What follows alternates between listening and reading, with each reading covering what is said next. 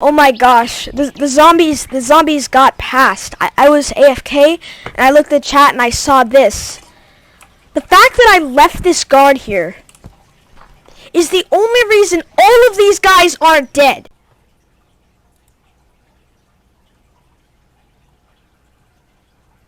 Hello, YouTube! ep1 here, and today we are going to be playing Colony Survival. A quick wrap-up of Colony Survival. It's basically a land where there's zombies everywhere, and you have to try to create a colony in that land. It's like a management-style game. In this video, we are going to be trying to get bread as our food source, an underground tunnel network, and a trench and an entrance. And yeah, let's get straight into the video. Alright, we're in. I'm going to be naming my colony Chalky Milk. Okay, so we loaded in over there, and I didn't realize I wasn't recording, but now I'm over here. And I'm going to start my colony right here. I'm going to name it first. Boom. Okay, so we're going to need to get some beds, some farms, a mine, some walls, and some infrastructure going. 1, 2, 3, 4. Beds are done. Now for the farms. 1, 2, and boom. The farms are set up. Next thing is going to get the guards. 1, 2. Alright, now to recruit the people. There we are. Recruited. And the colony is started. These guys are going to start planting their farms. And this guy's going to guard our thing by day. Next thing is going to be to get a moat going.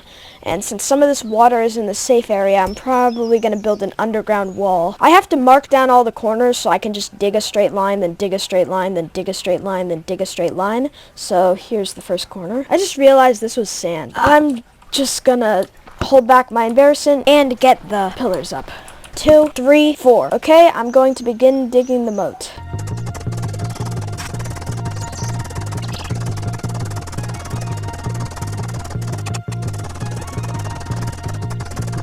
One.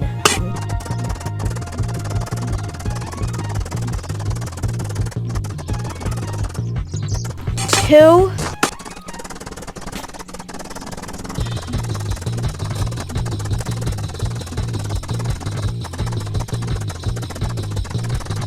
3.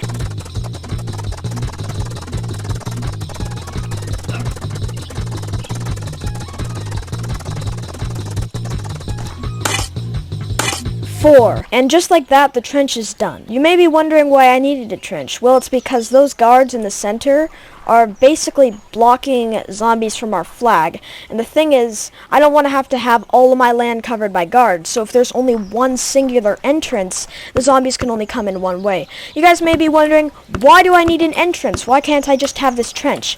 Well, first of all, I'm pretty sure the zombies will break down the trench and get in. And second of all, we use more food if we're not connected to the outside world. There we are. The entrance is finished, and let's just get the guards on here. 4 nighttime guards and 2 daytime guards. There we are. I do have to recruit them, but I don't have the beds at the moment, so I gotta get the beds up real quick. 1, 2, 3, 4, 5, 6. Okay, let's recruit the guards. Alright, going off to their stations. Now we can get rid of the flag guards. I'm going to keep the nighttime flag guard just to make sure if there's any holes in our defenses, we'll be fine. The next thing we're going to want to do is torch the place up just so it's not dark. See, they're all going to the entrance where these 4 guards are going to cut them down. Boom. Done. It's that easy. I'm now going to get a mines up just to get some resources. And we've hit our first resources. Once you put something in the crate, it goes into the colony's inventory. Miners, boom, boom. And we're now mining resources. The last thing we need is stone. You may be thinking this is stone, but miners, if they sit on a block, then they're just mining that block. Like, they'll just mine it for the rest of all eternity. Meaning, I have to use this kind of stone because this is the kind of stone they mine. Boom. Boom. Okay, so we've got the beds right here and the miners right here. Let me just recruit them. So I'm going to start work on a courtyard here because my colony is going to be underground. And you guys might be wondering, how do I expand my colony? Well, I go to colony points, and then there is banner safe zone, which is basically that green area. So when citizens eat, it gives us points, which in turn we upgrade these things with, so we can get more colonists, all that stuff.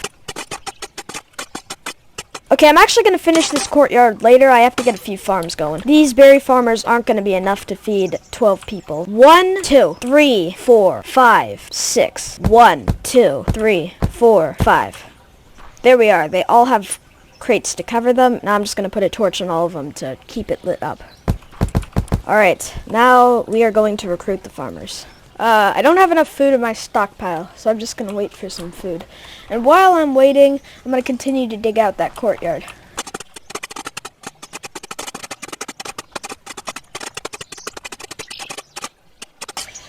Okay, this courtyard is complete. I'm just going to dig out a hallway and get some workstations going over here. Right here, this is the crafting room, so all the people who craft materials will work here, like this workbench guy, and then right here we're going to have the science labs. So yeah, this is the workroom. Over here, we're going to start on a bedroom.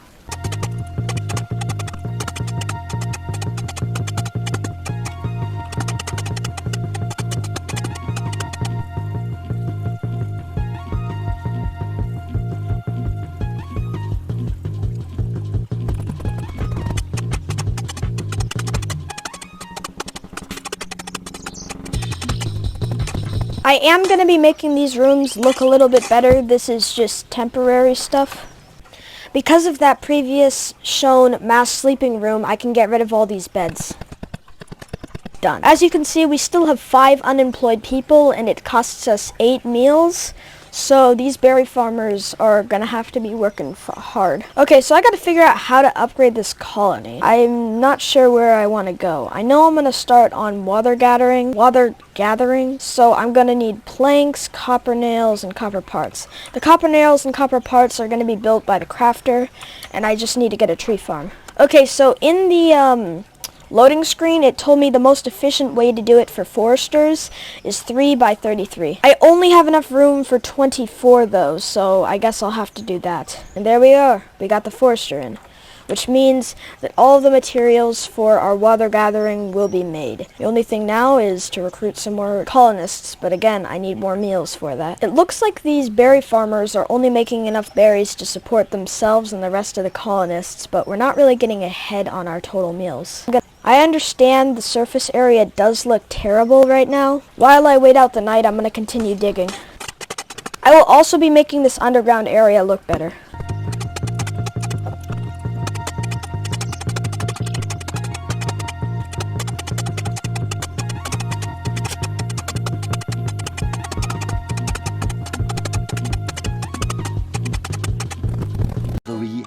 And 46 minutes later. Oh my gosh, the zombies got past. I was AFK, and I looked at the chat and I saw this. The fact that I left this guard here is the only reason all of these guys aren't dead. I'm gonna leave this guy here, honestly. If this guy wasn't here, all my colonists would be dead. This whole colony would be over and I wouldn't even have posted this video. That is crazy. Okay, we've got our water gathering ready, so I could just complete that real quick. Okay, I've finished the water production, and now I've got bread. But the one thing is how many berry meals it costs. So I'm not going to start it yet. I'm going to first get this unemployed number to 0, and then I'll start on it. 20 minutes later. And just like that, we've got all the colonists their jobs. This guy's making the sling bullet. The scientists aren't doing anything because I'm still waiting for those berry meals. We've got the miners doing their job, and up at the surface, we've got the berry farmers coming back down from their job. So everyone is employed. The next step is going to be getting some wheat farmers, but I'm going to need more berry meals for that. Alright guys, I'm taking a little bit of a risk, and I'm going to start the research process now. I'm nervous. This usually makes your food go down really quick. As you can see, it's almost done research, but look at our total meals. 0. Alright, 8 berry meals. Let's see. Are you guys gonna grab it? Are you gonna grab it? Yes, let's go! Done! We can get bread! Wheat farming is a little bit complex. If you can do it correctly, you can be very efficient at it and like feed your whole colony with only like 3 wheat farmers. And a few workers underground. Everyone who works on wheat is going to be in this room, other than the farmers themselves who are going to be above ground. Okay, so in the surface, I'm going to get a few farmers going. Of course, I don't have enough colonists at the moment, but that's fine. I just need to get all the stuff placed, and then we can have the process begin. Wheat farm number 1.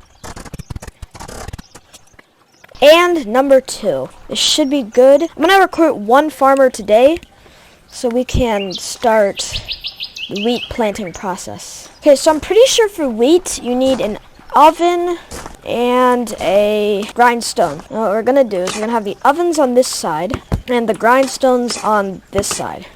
Again, wheat is going to be our main food supply, so this is important. I'm going to make a new group. And this new group is only going to be making this bread. And it needs water buckets. Okay, I'll get to work on that in a sec. Only going to need this bread. And then on the other side, we're going to get another oven. And then on this side, they're only going to be making berry meals. And then for a grindstone, yeah, just mash that wheat up. But it seems also we're going to need a water bucket for the bread. So we got to get somebody to do that. I need to get more room in this room.